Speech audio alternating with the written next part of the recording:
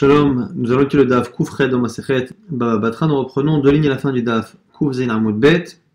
Mekaber Allah, mais comme Gader, on a dit, celui qui vend un terrain, qui vend la moitié d'un terrain à quelqu'un, il est Mekaber Allah, il doit prendre sur lui, mais comme Gader, l'endroit de la barrière, donc là, qui doit déterminer, séparer les deux terrains, on verra, pour pas que les animaux sauvages puissent passer d'un terrain à l'autre. Donc, mais comme Gader, c'est ici la barrière. Donc, à la fois la largeur de la barrière, on avait dit à la fois Charitz et Ben Charitz, qui sont des sillons grands, larges et moins larges que l'on fait du côté de la barrière.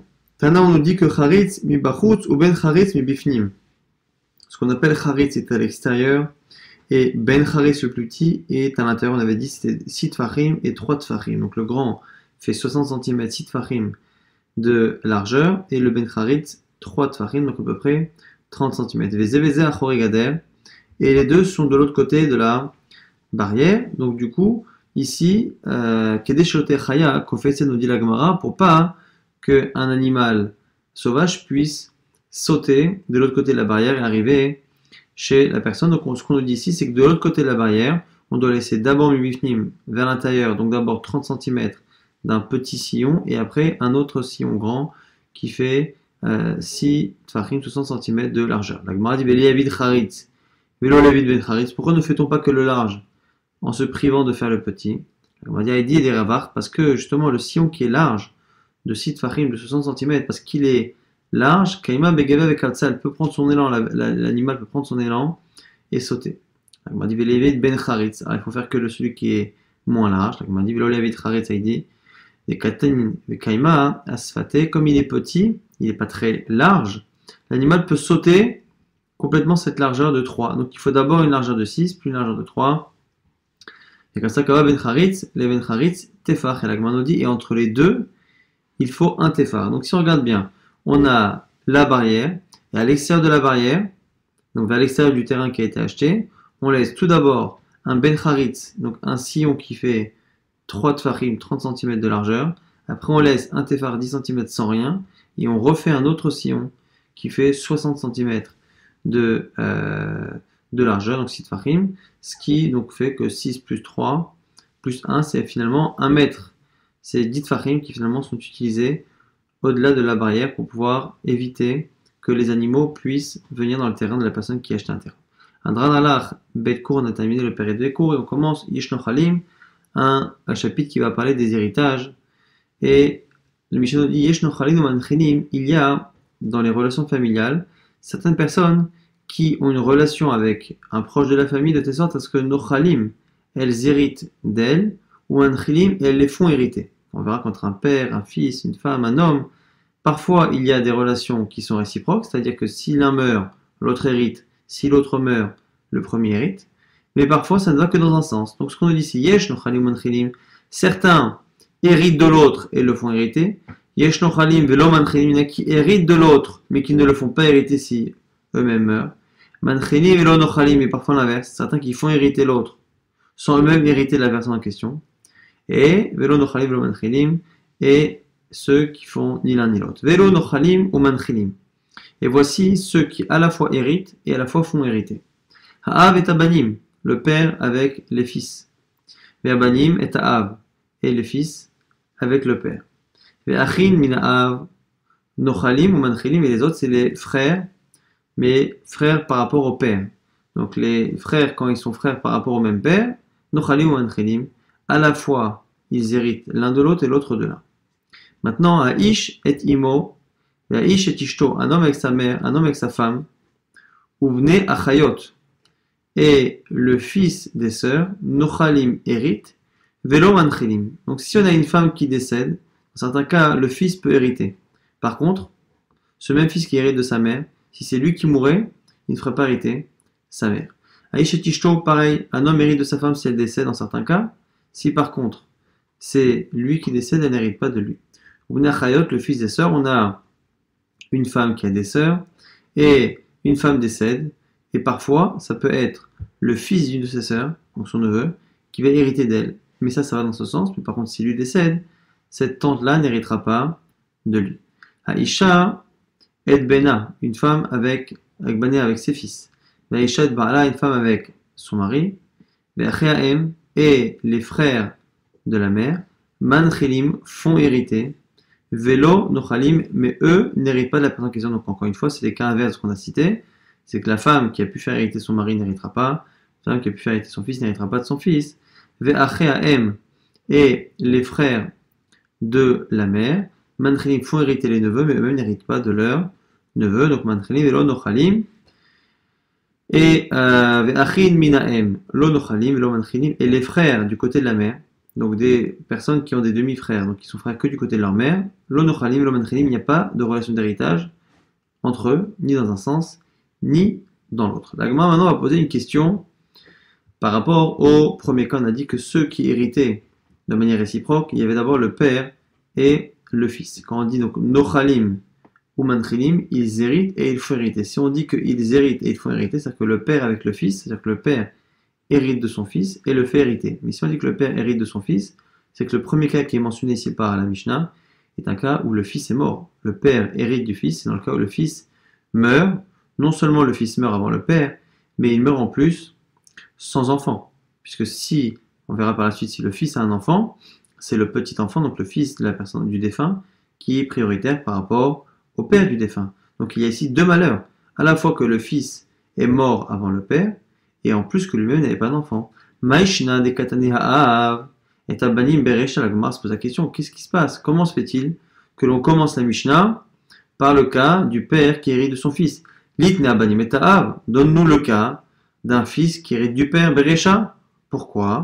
Alors le mot Khada, il y en a qui l'enlève, mais en tout cas, première raison, d'être pour Anutalomatrilinan, on ne commence pas une Mishnah ou un sujet par un malheur. Même si on doit parler de ce cas-là, évitons de commencer un pérek, un chapitre et une Mishnah par un cas qui est triste, le cas encore une fois d'un père qui voit son fils mourir et qui en plus, ce fils-là lui-même, n'a pas de descendance. Donc, premièrement, il a roulé pour un matrilina parce qu'on ne commence pas par un malheur, Vérod, et en plus, Kedirtiv, on aurait pu respecter lors de la Torah, lorsque la Torah, dans Sinon Bamidbar, nous cite les halachot d'héritage, elle commence d'abord par le cas d'un homme qui décède, son fils hérite, après, s'il n'a pas de fils, ce sera les filles. Ish Kiamut ou Benello, lorsqu'un homme décède et qu'il n'a pas de fils, ce seront les filles qui vont hériter. Donc on voit là-bas qu'on parle du cas classique où un père d'abord meurt avant que ce soit le fils qui meurt. Donc deux raisons d'enseigner d'abord le cas d'un père qui meurt et qui fait hériter son fils. Premièrement, parce que c'est la normalité qu'on ne commence pas par les cas tristes où les enfants meurent avant les parents, et en plus que c'est l'ordre de la Torah. L'Agma nous dit Tana Aïdé Datiale Midrasha Chavivale. L'Agma nous dit le Tana, il a préféré commencer par le cas du père qui hérite du fils lorsque le fils est mort, parce qu'on apprend cette halakha d'une drasha, d'une déduction de Chachamim, et on préfère enseigner les drashot en premier. Détania c'est une braïta. She'ero Ze'av. On nous dit dans la Torah que dans certains cas, on donnera l'ish'ero à Karov Elav. Au she'ero, à she'er, celui qui est le plus proche de sa famille.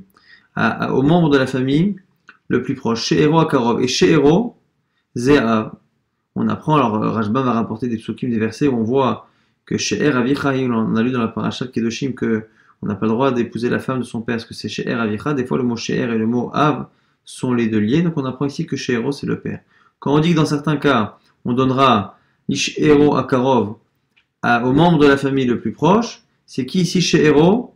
Ze'av. Mais la mère de là on apprend, she'av kodem, l'achin, que le père passe avant les frères du défunt. Donc on a ici une dracha. On a une dracha. À un moment donné, c'est marqué que dans certains cas, on donnera à ce qu'on appelle she'ero, le proche, qui est le plus proche à Karov Elav, et on a une dracha qui nous dit que she'ero, c'est le père. Comme finalement le fait que le père va hériter du fils, c'est quelque chose qu'on apprend en midrasha, le Tana préfère l'enseigner en premier, même si c'est pas l'ordre chronologique de la Torah, et même si ça correspond à une situation qui est en général triste et malheureuse. Maintenant, on apprend au passage que ici, c'est pour nous dire que lorsque un homme décède sans enfant, avant de faire hériter ses propres frères, on fera d'abord hériter le père Sha'av Kodem La'achin. On dit Yachol Kodem Laben. Ah, quand on dit que le père est important, est-ce que le père il est tellement important qu'il passe devant les frères, mais qu'il passe également devant les enfants du défunt, s'il y en a? Tamuloma, c'est ça que la Torah dit. Hakarov, non. Le proche, c'est l'ishero Hakarov, on fait une dracha. L'ishero, c'est le père. Hakarov, pour dire que les proches, les fils, passent toujours en premier. Karov, Karov Kodem. Le proche, l'enfant, est toujours en premier. Alors la Gemara, maintenant, on se pose une question. Elle dit, puisqu'on a un verset qui a l'air de nous dire que, effectivement, le père est proche. Après, on nous dit que il y a le fils qui est plus proche. Comment sais-tu que chez Héro, ça veut dire l'un, que Karov, ça veut dire l'autre, Maraïta les rabot et ben, ou l'autre c'est Etar. Pourquoi, une fois que tu as dit effectivement que le père est important, après tu as dit Karov, c'est qui passe en second plan par rapport à quelqu'un. Qui te dit que le Karov qui passe avant le père, c'est le fils du défunt, et ce ne sont pas les frères? Maraïta les rabot et ben, pourquoi tu inclus le fils dans Karov pour mettre en premier avant le père? Ou l'autre c'est Etar, mais tu as laissé de côté les frères que tu as mis en second plan. Puisqu'on a vu encore une fois que l'ish héros à Karov, l'ish héros, ça veut dire que le père passe avant quelqu'un. À Karov, ça veut dire que quelqu'un d'autre passe avant le père. Donc le père est devant quelqu'un, mais passe derrière quelqu'un. La Gemara pose la question, pourquoi on a tranché que quand on dit qu'il passe devant quelqu'un, c'est devant les frères. Quand il passe derrière, c'est derrière le fils. Maraïta. Rabbi Adanita ben, Sheken, Kam Tachataviv, le Ya'ada, L'Agma nous dit pourquoi finalement, quand je vois effectivement que le père passe après quelqu'un et avant quelqu'un, je veux dire qu'il va passer après le fils, plutôt que de dire qu'il va passer après le frère, pourquoi c'est le fils qui est plus important que le frère d'un défunt? Parce que le fils peut remplacer le père de deux manières. Les Ya'ada, c'est lorsque un homme achète une servante juive, il peut l'épouser, mais il peut également la donner en mariage à son fils. Ve'im livno ya'adena kemishpat abanon ya'asela. On a dit que si il la donne à son fils, donc on voit de ce verset-là qu'un homme peut à la fois épouser sa servante et à la fois la donner à son fils. Et dans ces deux cas-là, ce sera l'argent de l'achat de la hama qui va servir de kiddushin. Donc on voit ici que ce qui est valable pour le père est valable pour le fils, il est kam tachataviv, il se dresse en lieu et place de son père. Ve'lisde achouza, pareil pour céder achouza, quelqu'un qui achète un terrain et qui a sanctifié le terrain, qui a sanctifié son terrain, donc qui appartient maintenant au Gizbar du Beit HaMikdash. On va nous expliquer deux cas. Le cas où lui-même rachète son terrain et le cas où un étranger le rachète pour lui. Et on voit que là-dessus, son frère est considéré comme un étranger, ça s'appelle déjà Acher, mais si son fils rachète le terrain lui revient à lui comme si c'était lui-même qui l'avait racheté. Donc on voit que dans deux situations halachiques, le fils a le même statut que le père. Pour épouser la servante de son père, il est comme son père, il peut l'épouser avec l'argent de l'achat de la servante. Et pour acheter un terrain qui a été sanctifié au Beit HaMikdash, le père et le fils ont le même statut, alors que avec le frère, déjà, c'est déjà un étranger. Donc là, Gemara nous a expliqué que du coup, on voit que dans deux domaines, le fils est comme le père. C'est pour ça que quand on nous dit que le père passe après quelqu'un, il passe après le fils du défunt. Donc le père du défunt passe après le fils du défunt. Et donc du coup, quand on nous dit que le père passe avant quelqu'un d'autre, c'est avant forcément les frères du défunt. Maintenant la Gemara objecte Yatraba, tu as qu'à rajouter les frères. Moi je pense que les frères ont une force que les autres n'ont pas. Pourquoi chez Kenkam, Tachatachiv? Parce que le frère aussi remplace le frère en général. Les Yiboum, pour la misère de Yiboum, de Lévira, un homme qui décède sans descendance, son frère doit épouser sa femme pour lui donner une descendance. Et donc, tu vois bien que dans certains cas, le frère aussi peut remplacer une personne. Donc, si le frère peut remplacer une personne, qui nous dit que c'est pas lui qui est plus fort que le père? Il m'a dit Kloum yeshiboum et la bimkom chez en ben. Je vois bien qu'il n'y a pas de yiboum, de misa de Lévira, s'il y a un fils. Abimkom chez ben, en yiboum. Donc, tu vois que comme il n'y a de yiboum que lorsqu'il n'y a pas de fils, tu n'as pas de situation où le frère remplace quelqu'un, que le frère remplace son frère alors qu'il y a un fils. C'est lorsqu'il n'y a pas de fils que le frère peut remplacer le frère. Donc tu vois bien qu'il y a quand même une plus grande importance chez le fils par rapport au frère. Donc on sait que l'enfant du défunt est plus important que le frère. Or on sait que le grand-père, donc le père du défunt, il est plus fort que un, plus faible que l'autre. On va dire qu'il est plus faible que le fils du défunt, mais il est plus fort que le frère du défunt. Donc on a encore une fois, si on a quelqu'un qui décède, en priorité d'abord son fils qui va hériter. S'il n'a pas de fils, ce sera le père du défunt. Et s'il n'y a pas le père du défunt, on donnera à ce moment-là au frère du défunt. Ça, c'est la conclusion de la Gemara. On rappelle rapidement qu'on avait vu dans la Mishnah que dans certains cas, on faisait hériter les autres et on héritait soi-même. Parfois, on les fait hériter, mais on n'hérite pas nous-mêmes, ou l'inverse. Et parfois, lorsque ce sont les frères, que du côté de la main, il n'y a pas du tout d'héritage. Et dans la fin de la Sugya du chapitre précédent, on avait vu que celui qui vend un terrain doit à la fois prendre sur son terrain à lui la largeur de la barrière et à la fois la largeur cumulée des deux sillons que l'on fait pour éviter que les animaux puissent sauter la barrière. Donc deux sillons, un de 3 tfachim de large, puis après un écart de 1 tefach sans rien, et encore un autre sillon de 6 tfachim, ce qui prend en tout 10 tfachim, à peu près 1 mètre de largeur, au-delà, encore une fois, de la barrière.